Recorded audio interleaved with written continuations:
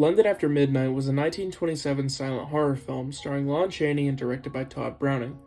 The plot revolved around a detective, and although not universally praised at the time of its release, the movie showed Chaney's iconic makeup artistry and it helped define early horror cinema.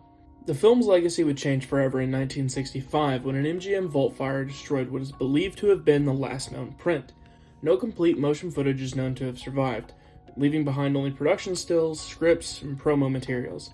In 2002, Turner Classic Movies restored a version using surviving photographs, but the original film reels remain lost.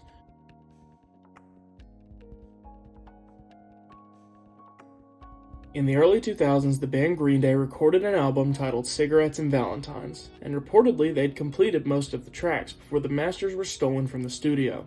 According to band members, the loss of the recordings was a huge blow, and rather than re-record the same material, they just scrapped the project entirely.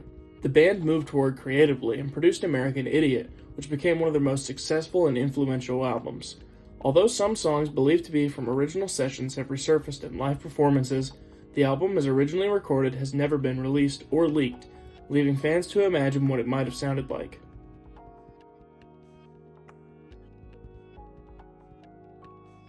Jeff the Killer is one of the most recognizable characters in internet horror culture. He's a pale, smiling figure with dark, eerie eyes and a slit-cut mouth. The image associated with the character spread wildly across creepypasta forums in the late 2000s, becoming iconic in online horror storytelling. Despite its notoriety, the true origin of the image remains unverified. Multiple versions have circulated, each one seemingly derived from a heavily altered photograph of a dead Japanese girl or a drawing that's been edited over and over again. No confirmed original file, first upload, or authenticated source has ever been linked to the image, leaving the exact beginnings of it lost to internet history.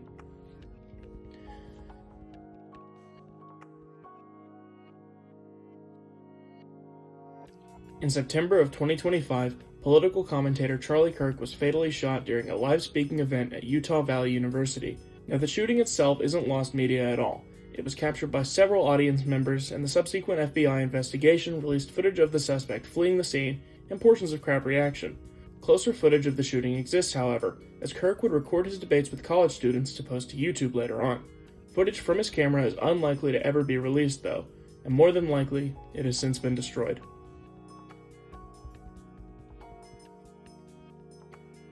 In the 1970s, producers of Sesame Street developed an episode intended to help children understand divorce by showing the character Mr. Snuffleupagus' parents going through that exact experience.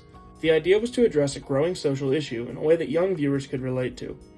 After consulting child psychologists and testing the material out, the producers ultimately decided not to air the episode, believing that the subject matter might be too complex or upsetting for the show's audience. While written scripts and internal notes existed, the episode was never filmed in such a way that it could be released to the public.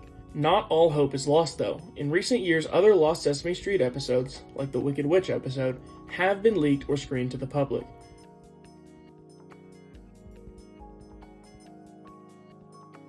Jerome Criswell King became known in the 50s and 60s for making dramatic predictions on television, often delivered in a theatrical and ominous style. Fans and skeptics alike later claimed that he had predicted the assassination of President John F. Kennedy before it happened. Despite these rumors, no verified recording from Criswell has ever been found showing him making such a specific prediction prior to November 22, 1963. Most alleged predictions attributed to him are broad, vague statements that were retroactively deemed to fit certain events, meaning the supposed footage may or may not have even existed. Besides that, most of Criswell's show is lost media, so even if it did exist, the chances of it surfacing now are incredibly slim.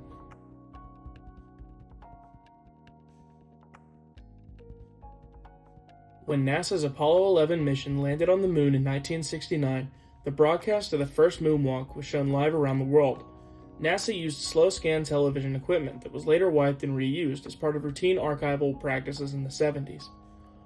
While the original raw tapes of the moonwalk are considered lost, the moonwalk itself was preserved through converted broadcasts recorded by TV networks and tracking stations. Those versions are the primary sources used in documentaries and archives today.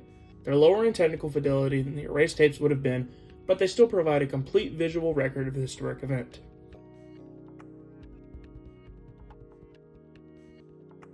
LOL Superman is a name that's often attributed to an alleged video said to have shown people falling from the World Trade Center during the September 11th attacks. The phrase appears to have originated on early internet forums and discussion boards as part of the broader culture of urban legend and shock content. No authenticated version of such a video has ever been confirmed by reputable news outlets or documentary archives. Many claims about the video are based on hearsay, misidentified footage, or mislabeled recordings from that day.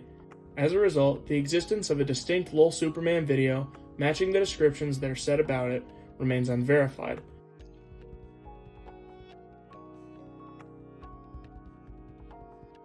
In 1999, professional wrestler Owen Hart died during a wrestling event after a stunt involving a harness malfunction went tragically wrong. The incident occurred during a live broadcast, but the actual moment of his fall was never shown on television. The WWE has acknowledged that an internal camera did capture the event, but this footage has been kept private and never released to the public out of respect for Hart's family. Despite its confirmed existence, the recording remains unseen outside of official investigations, making it an example of lost media that we know exists but has never been released publicly.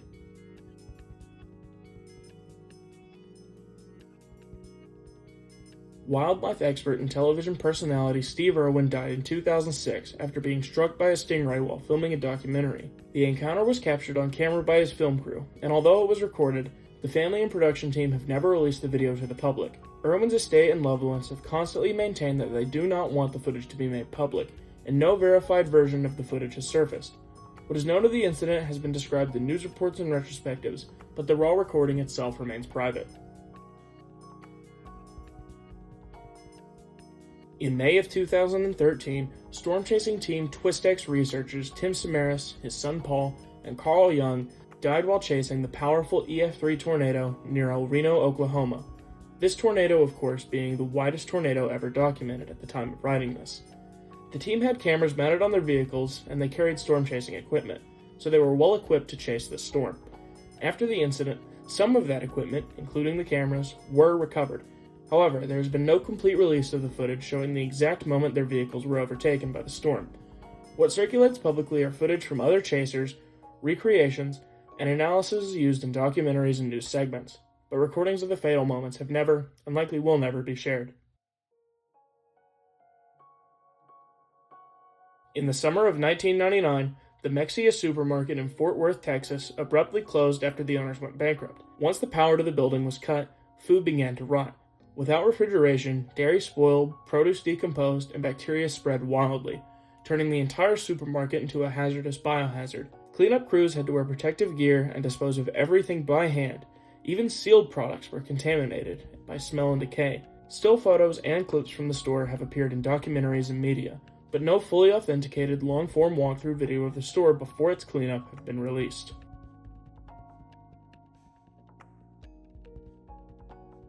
The Day the Clown Cried is a 1972 film directed by and starring comedian Jerry Lewis. The plot centered around a clown who performs at a Nazi concentration camp and his struggles with the morality of entertaining children prisoners before they are sent into the gas chambers. The movie was never released due to legal disputes and concerns about its handling of sensitive historical subject matter. Though the film itself exists in private archives and has been screened very infrequently for limited audiences, Lewis tightly controlled access and did not allow a public release. Scripts, stills, and descriptions of the film are known, but the completed film remains inaccessible to the general public.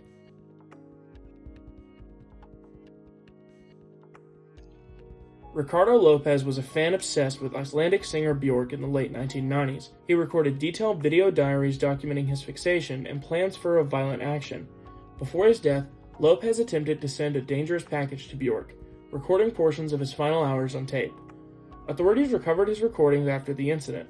Portions of these tapes have circulated in very limited circles on the internet, though much of the full content remains restricted due to its disturbing and violent nature.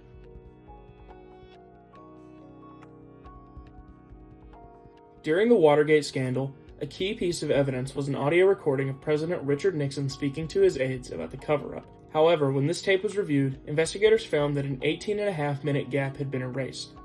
The missing segment has never been recovered, and explanations on its content range from accidental erasure by Nixon's secretary to a deliberate cover-up. Despite forensic analysis, no one has ever conclusively determined what was said during those 18 minutes. The missing audio section remains one of the most notorious gaps in political history, fueling decades of conspiracies over what was discussed.